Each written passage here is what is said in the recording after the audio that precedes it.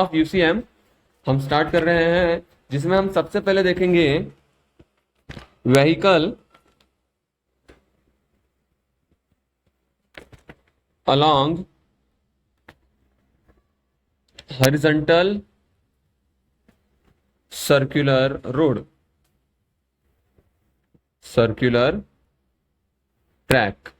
ठीक है, horizontal circular track. Okay, जैसे ये हमारी एक सर्कुलर ट्रैक है। ठीक है, हम थोड़ा सा हिस्सा लेंगे, पूरा सर्कल तो कभी होता ही नहीं ना, ट्रैक कहीं कहीं कर्व होता है। रेसिंग ट्रैक तो है नहीं, ये कोई कहीं जाने का रास्ता होगा जिसका एक छोटा सा पार्ट एक सर्कल का एक पार्ट होगा।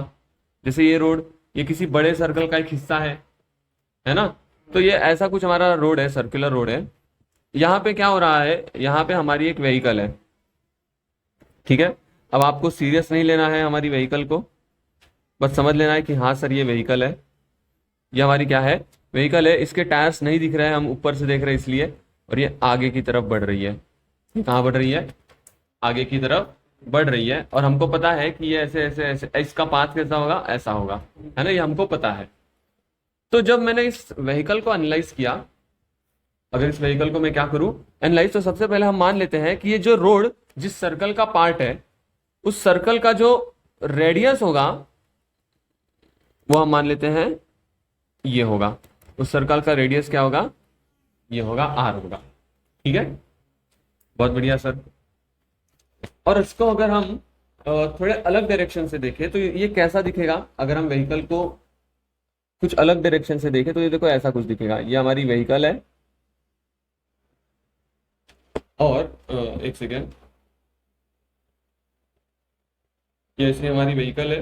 जो आगे का हिस्सा मैं देख नहीं पा रहा हूँ, समझ रहे हैं कैसे देख रहा हूँ, नीचे, यहाँ नीचे से देख रहा हूँ। और ये ऐसे, यहाँ पे मान लो हमारा सेंटर है ये सर्कल का। ओके, और मुझे बताओ टुवर्ड्स द सेंटर क्या ये रुका हुआ है या स्किड होके बाहर गिर जा रहा है, स्किड नहीं हो रहा है। तो इसको कौन सा फोर्स लग रहा होगा इस डायरेक्शन में, सेंट्रीपिटल फोर्स।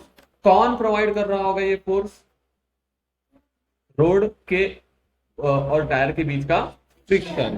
तो हम यहाँ पे बोलेंगे यहाँ पे कौन सा फोर्स लग रहा है, स्टैटिक फ्रिक्शन। कौन सा फ्रिक्शन, स्टैटिक फ्रिक्शन। बिकॉज देखो इस डायरेक्शन में व्हीकल मूव कर रही है, इस डायरेक्शन में व्हीकल मूव कर रही है, लेकिन इस डायरेक्शन में व्हीकल का कोई मूवमेंट नहीं है, तो ये स्टैटिक है। कैसा है, इसके लिए हम कहेंगे स्टैटिक फ्रिक्शन। ओके, अगर मूविंग व्हीकल पे फोर्स लगाया, मतलब व्हीकल आगे चल रही है और फ्रिक्शन पीछे लग रहा है, तो हम बोलेंगे काइनेटिक फ्रिक्शन। तो अलग अलग फ्रिक्शन फोर्सेस होते हैं, स्टैटिक, काइनेटिक एंड रोलिंग। तो यहाँ पे कौन सा एक्ट कर रहा है, स्टैटिक फ्रिक्शन। अब मुझे बताओ ये जो व्हीकल है इसका वेट होगा, वेट होगा कि नहीं। तो नीचे की डायरेक्शन में कौन सा फोर्स लग रहा होगा इस पे, mg लग रहा होगा। और इसका रिएक्शन क्या लगता है, ऊपर की तरफ कौन सा रिएक्शन, नॉर्मल रिएक्शन। ये हमको सबको पता है कि नीचे हमेशा व्हीकल को mg लगता है। और कोई भी व्हीकल अगर रखी है तो उसको जो जिस चीज पे रखी है वो उसके ऊपर की तरफ फोर्स लगाना होगा, because equal and opposite reaction. So ऊपर की तरफ नॉर्मल रिएक्शन लग रहा है, जो कि हम कहते हैं कोई भी वॉल लगाता है, यहाँ पे वो कौन लगा रहा है, रोड लगा रहा है, फिर रोड का जो प्लेन एरिया है। ठीक है, तो ऐसा हो गया हमारा फ्री बॉडी डायग्राम। इसको हम क्या कहते हैं, फ्री बॉडी डायग्राम, जिसपे हमको सारे के सारे फोर्सेस दिखाई देते हैं। तो दिख रहे इस पे। अब इसके आप फोर्सेस को इक्वेट कर सकते हो, कैसे सर, हम पहला इक्वेट कर सकते हैं, जो n है नॉर्मल रिएक्शन, वो किसके बराबर है, mg के बराबर है, इसमें कोई दिक्कत नहीं है। अब अगर आप बाहर से देख रहे हो, अब इस पे ना सर आपने तो हमको दो फोर्सेस सिखाए हैं, सेंट्रीपिटल भी पढ़ाया है, सेंट्रीफ्यूगल भी पढ़ाया है, सर इसमें हम कौन सा यूज करें। तो मेरा जवाब है आप कोई भी यूज कर करके इसको सॉल्व कर सकते हो।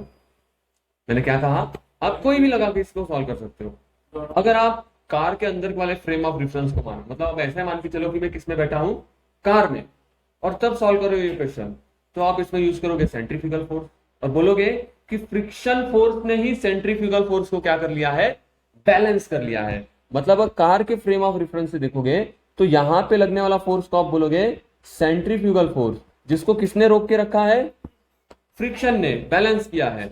और अगर आप बाहर से देख रहे हो, कहां से देख रहे हो, अगर आप मॉन्टी वन के बाहर से देख रहे हो, तो आप क्या कहोगे कि ये सर्कल के लिए ही जो सेंट्रीपिटल फोर्स प्रोवाइड हो रहा है वो किसके कारण हो रहा है? फ्रिक्शन के कारण। तो दो अलग अलग बातें, आप जो भी चाहे वो पकड़ के सॉल्व कर सकते हो। समझ में आ रही है बात? तो हम क्या करके सॉल्व करते हैं? सेंट्रीपिटल। तो हम बोलेंगे frictional force is providing necessary centripetal force. ऐसा हमने कह दिया कि फ्रिक्शनल फोर्स ही नेसेसरी सेंट्रीपिटल फोर्स प्रोवाइड कर रहा है। मैंने आपको बताया है कि आप दूसरा केस भी यूज कर सकते हो सेंट्रीफ्यूगल का। ठीक है सर, इसका मतलब क्या लिख सकते हैं हम? दूसरा केस हम लिख सकते हैं कि जो फ्रिक्शनल फोर्स है वही किसका काम कर रहा है? सेंट्रीपिटल फोर्स का। समझ में आया ये? और दूसरा हमारे पास क्या है? N बराबर mg। ये दो फोर्सेस मिल गए, ये दो बैलेंसिंग कंडीशन हमको मिल गई। आप क्या करो, इन दोनों को डिवाइड कर दो। ये इक्वेशन 1 और ये इक्वेशन 2, इनको क्या कर दो? डिवाइड कर दो। तो हमको क्या मिलेगा? Frictional force upon normal reaction is equals to mv square upon r divide by mg। यही मिलेगा ना? mm क्या हो जाएगा? और हमको मिलेगा, क्या मिलेगा? दिस इंप्लाइज हमको मिलेगा fs upon normal reaction equals to v square upon r g। यही मिलेगा। कोई दिक्कत है इसमें?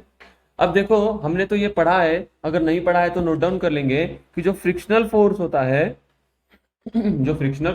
स्टैटिक, जो होता है म्यू टाइम्स नॉर्मल रिएक्शन।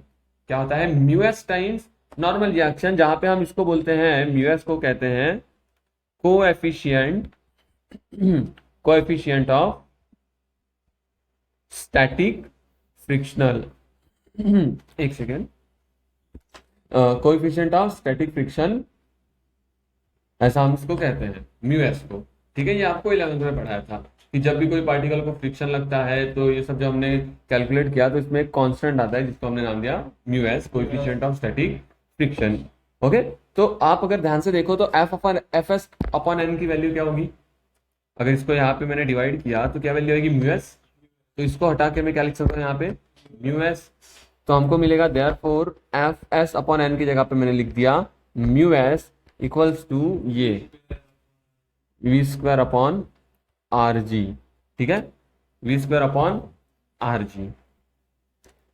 तो V square equals to mu S R जी।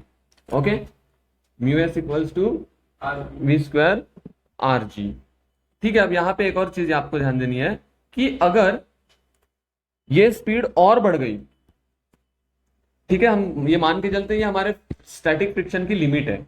ये क्या है? हमारे स्टैटिक फ्रिक्शन की लिमिट है। अगर ये लिमिट क्रॉस हो गई, मतलब अगर स्पीड और बढ़ गई, तो फ्रिक्शनल फोर्स ब्रेकआउट हो जाएगा और व्हीकल हमारी स्लिप हो जाएगी। ठीक है, तो हम इसको बोलते हैं maximum possible limit of frictional force. अब हम इसके लिए जो स्पीड फाइंड करेंगे वो हमारी होगी मैक्सिमम स्पीड। अगर इसके नीचे चले, मतलब इससे धीरे चले, तब तो हम सर्कल कंप्लीट कर सकते हैं उस रोड का। लेकिन अगर इससे हम ज्यादा हो गए तो व्हीकल हमारी क्या हो जाएगी? स्लीप हो जाएगी। ये आपको समझ में आना चाहिए। तो हमने जो ये वी स्क्वायर निकाला है वो एक्चुअली क्या निकल के आया है? V equals to square root of mu S R G. तो आप उस सड़क की मैक्सिमम स्पीड गिन सकते हो for which vehicle will not sleep. तो हम क्या कह सकते हैं? Maximum speed along circular horizontal road। ठीक है, for which vehicle will not sleep, और कह सकते हो स्पीड। समझ में आई बातें? समझ में आया? तो आप इसको चाहिए तो सफिक्स लगा सकते हो वी मैक्स। इससे ज्यादा नहीं चलेगी, इससे कम चलेगी क्या? यस, इससे कम चलेगी, सर्कल कर लेगी आराम से। आप खुद सोचो, आप गाड़ी चला रहे हो, एक फिक्स लिमिट होगी ना स्पीड की सर्कल चलाते वक्त, आप जब सर्कल गाड़ी में चलाते हो, देखो अगर बहुत ज्यादा स्पीड में जाते हैं तो स्लिप होने लगते टायर्स। तो एक फिक्स लिमिट जाते हो ना, उसको क्रॉस किया तो गड़बड़ हो जाएगी। वो यहाँ पे आ रहा है कि कितनी होनी चाहिए वो लिमिट, तो ये आप कैलकुलेट कर सकते हो। कैसे सर?